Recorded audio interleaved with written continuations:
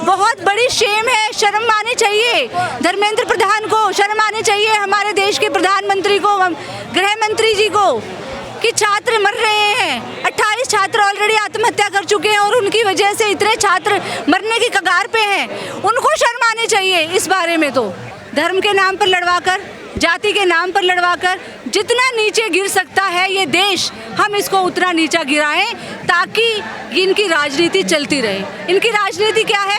धर्म के नाम पर वोट लेना। वोट ये धर्म के नाम पर, जाति के नाम पर तभी ले सकते हैं जब ये जनता को अशिक्षित रख सके। तो ये इनका पूरा उद्देश्य है। इसीलिए यहाँ जो लोग आ रहे हैं वो शिक्षा की मांग उठाने आ रहे हैं, तो वो सरकार क्यों सुनेगी? क्योंकि उनकी तो पॉलिसी है देश को अनपढ़ रखना, गंवार रखना, ताकि जो नौजवान है उनकी बैकबोन जो है, वो रीढ़ की हड्डी जो है वो पूरी तरीके से ये तोड़ दे और वो सिर्फ एक भीड़ बनकर रह जाएं। भीड़ इनके काम आती है, भीड़ इनको इलेक्शन जिताती है, भीड़ इनके जिनको ये मारना चाहते हैं वो मॉब लिंचिंग करवाती है। तो इस भीड़ के जो कल्चर है, उस भीड़ कल्चर को ये बढ़ाना चाहते हैं, इसलिए नहीं सुन रहे हैं इस आंदोलन की बात को। लेकिन जो एजुकेशन की बात आप लोग कर रहे हैं, क्या ये मुद्दा गलत है? इसकी कोई जरूरत नहीं है देश में? सिर्फ इसी मुद्दे की ज़रूरत है। आज देश में शिक्षा की ही ज़रूरत है, क्योंकि इस शिक्षा की बदौलत ही आज हम यहाँ तक पहुँचे हैं। आज हम सही और गलत में फ़र्क कर पा रहे हैं, सही क्या है, गलत क्या है। आज हम शिक्षा के लिए लड़ रहे हैं, क्योंकि सरकार यही जरूरी है तो फिर दहशतगर्द क्यों बताया जा रहा है, एंटी नेशनल क्यों बताया जा रहा है इस आंदोलन? इसीलिए क्योंकि वो इसको सही नहीं मान रहे हैं ना। उनके तो अपोजिट व्यू है, उनका अपोजिट व्यू है। जो भी जायज़ मांग उठाते हैं, चाहे वो किसान हो, चाहे वो शाहीन बाग हो, उन सबको ये आतंकवादी बताते हैं, किसी को खालिस्तानी बताते हैं। तो बदनाम करने की जो इनकी पॉलिसी है, नैरेटिव चलाने की जो सरकार की पॉलिसी है, वो बहुत पुरानी पॉलिसी है। किसी नीति का विरोध करना या सरकार का विरोध करना देश का विरोध कैसे हो सकता है? बिल्कुल भी नहीं, देश का विरोध नहीं, बल्कि देश को बचाने की लड़ाई है ये शिक्षा को बचाना, देश को बचाना है। क्योंकि शिक्षा एक ऐसी चीज़ है जो इस देश के रीढ़ की हड्डी को मजबूत करती है, और देश बचेगा अगर शिक्षा बचेगी। अगर शिक्षा नहीं बची तो देश नहीं बच सकता। और सबसे शर्मनाक बात आप देखिए, हमारे देश के शहीदों ने भी भूख हड़ताल करी है। शहीद आज़म भगत सिंह हो, चाहे गांधी जी हो, चाहे अशफाक उल्लाह खान, जितने भी शहीद हैं हमारे हुए हैं, 63 दिन की भूख हड़ताल के बाद उनकी मौत हुई है, वो शहीद हुए हैं। अंग्रेज सरकार भी ज़बरदस्ती शहीदों के मुंह में दूध डालती थी, उनकी भूख हड़ताल तुड़वाने की कोशिश करती थी। लेकिन ये सरकार अंग्रेजों से भी बदतर हो चुकी है। इसको अपने देश के नागरिकों से कोई मतलब नहीं है, यहाँ कोई मरे कोई जिए, क्योंकि इनके लिए एनटीए ज़्यादा ज़रूरी है। एनटीए जैसी संस्थाएं जो लगातार पेपर लीक करवा रही हैं, जो लगातार शिक्षा को बेचने का काम कर रही हैं, एक तरफ ये एग्जामिनेशन फीस से पैसा कमाती हैं, दूसरी तरफ जब रीपेपर होता है, पेपर के बाद पेपर होता है, तो इनका काम सिर्फ ऐसे संस्थाओं को लाना और ऐसे जनता समझ रही है कुछ चीज़ों? बिल्कुल, जनता बिल्कुल समझ रही है, अच्छी तरह से समझ रही है। इसीलिए आप देखिए यहाँ पर जंतर मंतर पर जनता आ रही है सोनम वांगचुक जी को समर्थन देने के लिए, सॉलिडेरिटी व्यक्त करने के लिए। हम लोग भी उनको सॉलिडेरिटी व्यक्त करने के लिए यहाँ लगा। तमाम लोग कह रहे हैं, आप भी कह रहे हैं कि सरकार बड़ी निर्दयी है, तो क्या भूख हड़ताल की जरूरत है ऐसी सरकार के सामने जो मानती नहीं हो, सुनती नहीं हो? देखिए, भूख हड़ताल भी आंदोलन का एक तरीका है, एक पड़ाव है, और आंदोलन जो है वो एक हमें सतत आंदोलन की ज़रूरत है। हम ये कहें कि सिर्फ भूख हड़ताल बहुत महत्वपूर्ण है, ज़रूरी चीज़ है, क्योंकि भूख हड़ताल करना भी सबके बस की बात नहीं है। ये बहुत मुश्किल का काम है। हम सलाम करते हैं यहाँ पर सोनम वांगचुक जी को, और जो छात्र यहाँ भूख हड़ताल पर बैठे हैं, जो ये इतनी गर्मी में 42 डिग्री टेम्परेचर है दिल्ली का, इतनी गर्मी में भूखा रहना, सिर्फ पानी के बल पर रहना, अपने आप में ये बहुत मुश्किल है। तो इनकी कुर्बानी जो है वो ज़ाया नहीं जाएगी। स्थिति खराब हो रही है ना, देखिए स्थिति कई बच्चों को तो हॉस्पिटल में, स्थिति बहुत ख़राब है। सरकार की जो आज जिस तरीके से सरकार का जो रवैया है, इतिहास उसको याद नहीं करेगा, इतिहास इनको याद करेगा। इनकी जो ये कुर्बानी है, इनका जो ये संघर्ष है, इनको याद करेगा, और इनसे हज़ारों छात्र छात्राएं, युवा सीख लेंगे और लगातार शिक्षा को बचाने का आंदोलन करेंगे। तो जब इन लोगों ने कहा है कि हम 20 तारीख को संसद मार्च करेंगे, जी, क्या आपको लगता है पुलिस करने देगी इनको संसद मार्च? देखिए मुश्किल है, लेकिन फिर भी करना चाहिए, क्योंकि संसद अभी भी हमारे देश में संसद एक उम्मीद है। हमारे चुने हुए प्रतिनिधि वहाँ बैठते हैं। हम चाहते हैं कि वो यहाँ पर भी आएँ, जंतर मंतर पर भी आएँ, यहाँ देखें, बात सुने, और हम विपक्ष से भी ये उम्मीद करते हैं कि वो आए। लेकिन सबसे बड़ा ये सवाल ये है कि विपक्ष भी नहीं आ रहा है। क्यों?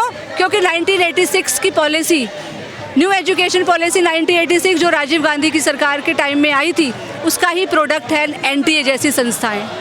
और आगे उसी पॉलिसी को आगे बढ़ाया मोदी जी ने, नेशनल एजुकेशन पॉलिसी 2020 लाकर, और पूरी तरीके से दरवाजे खुले छोड़ दिए हैं देसी और विदेशी यूनिवर्सिटीज़ के लिए, इस देश के छात्रों को लूटने के लिए, इस देश के पेरेंट्स को लूटने के लिए।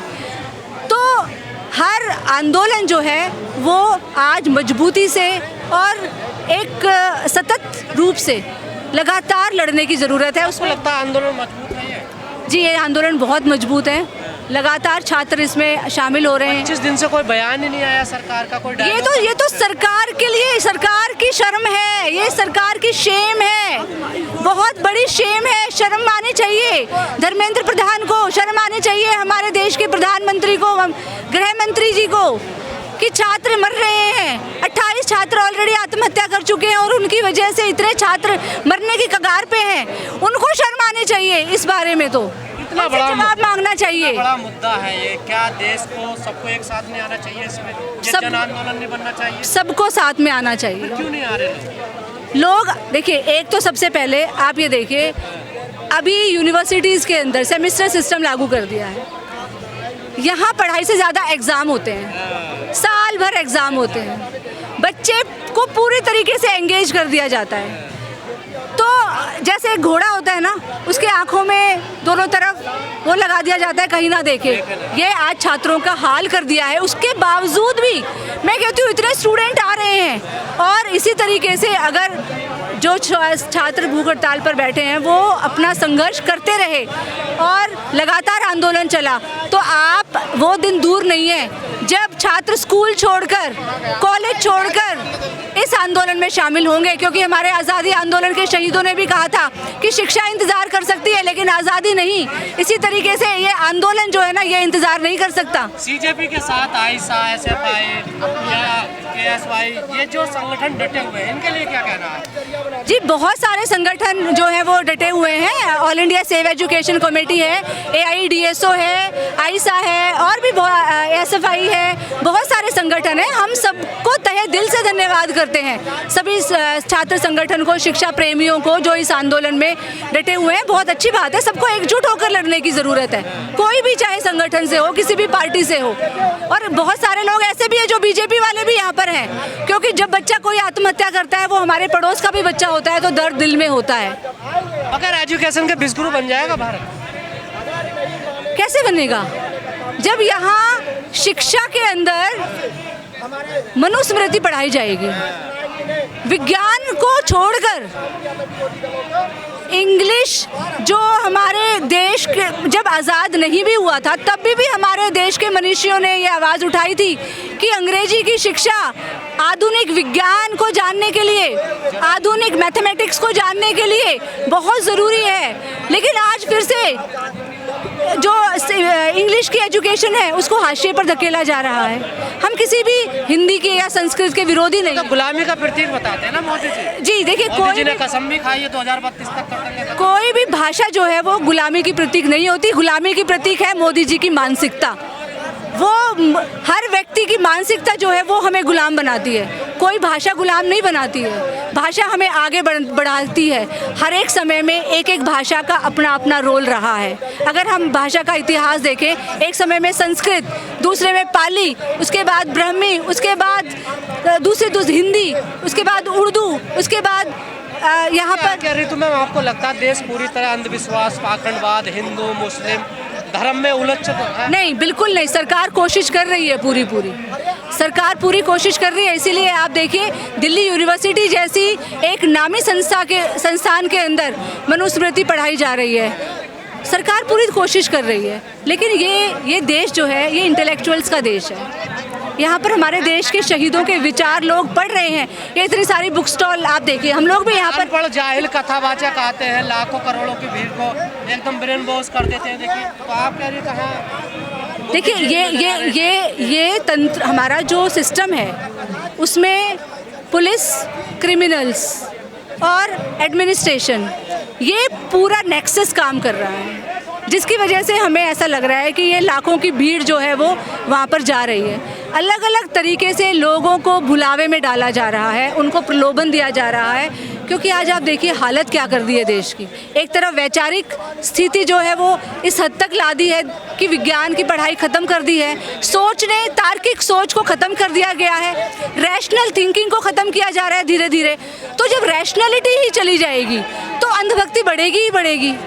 तो पूरी तरीके से सरकार कोशिश कर रही है अंधभक्ति को बढ़ाने की, रैशनैलिटी को ख़त्म करने की, लेकिन हमारा प्रयास है कि हम वैज्ञानिक सोच को, डेमोक्रेटिक सोच को, सेक्युलर सोच को, इसी आधार पर डेमोक्रेटिक, साइंटिफिक और सेक्युलर एजुकेशन को जो के ऊपर जोर दें, उस डिमांड को उठाएं और शिक्षा सबके लिए हो, डेमोक्रेटिक हो, सेक्युलर और साइंटिफिक हो, इस डिमांड को हम सबको उठाना चाहिए, तभी इस देश को हम अंधभक्त बनने से बचा सकें। देखिए, बहुत ही दुख की बात है कि सिर्फ छात्र ही नहीं, इस देश के पेरेंट्स भी और हमारे देश के सबसे बड़े educationist, environmentalist, scientist Sonam Wangchuk ji भूख हड़ताल पर बैठे हैं और एक प्रेशियस जो हीरा है वो सरकार खोने पर तुली हुई है, जो हमारे देश को इतना ऊंचाइयों तक ले जा सकते हैं। तो आप मंशा समझ सकते हैं सरकार की कि सरकार को